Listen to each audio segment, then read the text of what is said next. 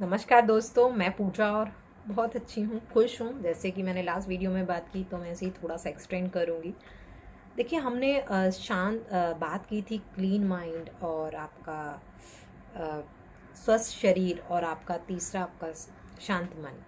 तो ये एक दूसरे से रिलेटेड हैं और इन पर एक दिन में काम करने से कुछ नहीं होगा। आपको डेली इस पे काम करते रहना पड़ेगा। जैसे कि आप रोज़मर्रा के आप काम करते हैं, सुबह उठते हैं, फ्रेश होते हैं, खाना खाते हैं, है ना। मैक्सिमम लोग 3 से 5 टाइम का मील्स लेते हैं, मील्स 3 मील्स, मिड मील्स। तो जैसे वो आपकी लाइफ का एक हिस्सा है तो आपको इसके लिए भी हिस्सा बनाना होगा। मेंटल हेल्थ की बात करें तो उसके लिए हम ध्यान रिकमेंड करते हैं कि आप ध्यान कीजिए, चैंटिंग, मंत्र चैंटिंग कीजिए, आप अपने ब्रीदिंग एक्सरसाइज कीजिए, आप योगा कीजिए। देखिए, मैं वीडियो बनाऊंगी एक कि मैं योगा का मतलब क्या समझती हूँ और उससे मेरे जीवन में क्या बदलाव आए थे और आए हैं, है ना। तो इस पे हम एक सेपरेट वीडियो करेंगे। लेकिन अभी जो बात मैं कर रही हूँ, जो मुझे मेन इशू समझ आता है जिसकी वजह से हम अपने दिमाग में उलझे रहते हैं, उसका सबसे सबसे जो रूट कॉज है, जो सबसे बड़ा कारण है, वो मुझे लगता है अहम। मीन्स इसको इंग्लिश में कहते हैं ईगो। ईगो एक ऐसी खतरनाक बीमारी है जो हमारे अंदर इनबिल्ट है और हमने उसको इतना ज़्यादा बढ़ा लिया है, इतना ज़्यादा बढ़ा लिया है कि वो हमें दीमक की तरह खाए जा रहा है और हमें, हमारा उस पर कोई ध्यान नहीं है। हम रोज नए ईगो जनरेट कर रहे हैं, हम और ज़्यादा ईगोइस्ट बनते जा रहे हैं। ईगोइस्ट होने की वजह से हमारे अंदर चिढ़ आती है, जिसे हम कहते हैं हेट्रेड। हम चिढ़ने लगते हैं, उसकी वजह से ही हम क्या होते हैं, सैड हो जाते हैं। हमें हैप्पीनेस का पता ही नहीं है, क्योंकि हम अपनी खुशी, अपने दुख से दुखी नहीं होते हैं उतना जितना दूसरे के सुख से हो जाते हैं। अगर दूसरे के पड़ोसी के घर में कार आ गई है ना, अरे यार इस इसके पास तो बहुत पैसा आ रहा है, इसके ने तो नई कार खरीद ली। अरे पड़ोसी ने तो दूसरा घर ले लिया, उसने इतनी प्रॉपर्टी ले ली, उसके बच्चे तो टॉप कर रहे हैं, उसके बच्चे तो फलाना यूनिवर्सिटी में पढ़ रहे हैं। ये इतनी सारी चीज़ें, और इसका जो रूट कॉज सिर्फ ईगो है। अगर आप अपने ईगो को सेटिस्फाई करते रहेंगे, रोज अपने ईगो को इतना फीड कराएंगे, तो इतना बड़ा हो जाएगा कि ये जब फटेगा ना, तो आपका वजूद कुछ नहीं रह जाएगा, आपकी आइडेंटिटी नथिंग, है ना। और ये आप देखिए, हजारों सालों से संत हो गए, अपने गुरु हो गए, कितनी स्टोरीज हम सुनते हैं, सब में कहीं ना कहीं अहंकार की स्टोरी आप देखेंगे कि उसमें अहंकार आ गया। नारद जी को अहंकार हो गया, है ना।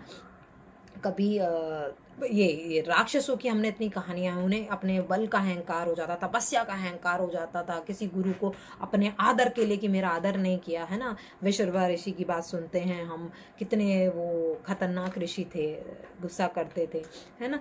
विश्वामित्र की हम बात सुनते हैं, मतलब बहुत सारे ऋषि मुनि भी ऐसे थे जो अहंकार, लेकिन उनका रिजल्ट पे नहीं जाते हम, कंक्लूजन पे नहीं जाते कि एक्चुअल में उनको अहंकार छोड़ने के बाद ही परमात्मा से वो मेल हुआ। आपके पास कितना भी ज्ञान हो, आपके पास कितनी भी पूंजी हो, मतलब पैसे, अगर आपने उसमें अहंकार का तड़का लगा दिया है ना, तो वो हमेशा आपकी ग्रेवी को खराब कर देगा, हमेशा डिस्ट्रॉय कर देगा, वो कभी कंप्लीट नहीं होगा। तो अहंकार पे काम कीजिए। छोटी छोटी, उसने मुझे ये कह दिया, उसने मुझे ये कह दिया, मैं नहीं कह रही आई एम नॉट इगोइस्ट, मेरा भी कभी कभी वो हो जाता है, लेकिन इमिडिएट मुझे समझ आता है यार क्यों, मुझे भी बातें अफेक्ट कर जाती हैं, मेरे हस्बैंड की, कभी कभी मेरे इन लॉज की बातें, है ना, मेरे फ्रेंड सर्कल की बातें, बहुत सारी चीज़ें। लेकिन अहंकार तो हमारे मन, बुद्धि, चित्त, अहंकार, इसी से हमारा शरीर बना है। लेकिन हमें इवॉल्व नहीं होने देना है उसको इतना, इसको इतना ज़्यादा सपोर्ट नहीं देना, भाव नहीं देना है कि तू बढ़ता जा जितना हो।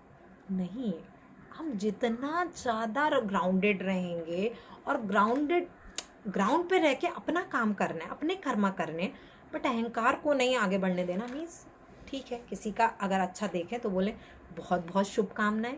आप देखिए कितने मन को सुकून मिलेगा अगर आप एक बार बोल दें किसी को, सुकून मिलेगा आपको कि अरे बहुत बहुत बधाई हो भाई साहब, सच में। मतलब कभी कभी कभी मुझे गुस्सा आता है ना मेरे पेरेंट्स पे या मेरे इन लॉज पे, किसी भी बात पे अगर मैं अग्री नहीं करती हूँ और मुझे लगे कि नहीं ऐसा क्यों नहीं हो रहा, मुझे नहीं समझ, तो अगर मैं अपने हस्बैंड से डिस्कस करूँ, मेरे हस्बैंड इमिडिएटली ये बोलते हैं कि यार इन्हीं चीज़ों में पड़ी रहोगी क्या? और इमीडिएट एक्शन लिया जाता है, हाँ सच में मैं अपनी एनर्जी यहाँ वेस्ट करूँगी?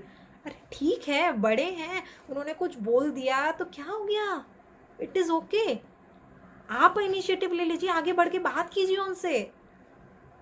इससे हमारे रिश्ते भी खराब हो रहे हैं यार, हमारी हेल्थ खराब हो रही है। रिश्ते तो छोड़िए, अपनी हेल्थ खराब कर रहे हैं हम इस ईगो के चक्कर में। ध्यान दीजिए। और इस अहम को इतना बड़ा होने की ज़रूरत नहीं है, बढ़ाने की ज़रूरत नहीं है। छोटे बन के जो खुशी होती है ना,